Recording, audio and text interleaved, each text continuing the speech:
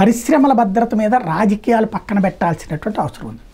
పరిశ్రమలు భద్రంగా ఉండాలి, పారిశ్రామికవేత్తలు భద్రంగా ఉండాలి, అక్కడ పనిచేసే సిబ్బంది భద్రంగా ఉండాలి, రాష్ట్రం భద్రంగా ఉండాలి, చుట్టుపక్కల ప్రాంతాలు భద్రంగా ఉండాలి.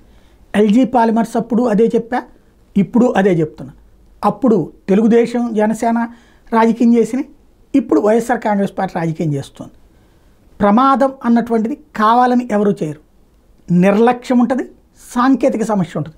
ఈ రెండింటికి కారణాలు అన్వేషించడంతో పాటు బాధ్యులను ఖచ్చితంగా శిక్షించాలి, కఠినంగా శిక్షించాలి. కానీ అదే సందర్భంలో పరిశ్రమ వెళ్ళిపోయేలా చేయకూడదు, పరిశ్రమ పారిపోయేలా చేయకూడదు, పారిశ్రామికవేత్తలు భయపడేలా చేయకూడదు. అదే సందర్భంలో పరిశ్రమలు ఒక బాధ్యత తీసుకోవాలి, అనుక్షణం అప్రమత్తంగా ఉండేటట్టు ఉండాలి, చుట్టుపక్కల ప్రజలకి గౌరవం ఇచ్చేలా ఉండాలి, చుట్టుపక్కల ప్రజలకి భయోత్పాతం కల్పించకుండా ఉండాలి.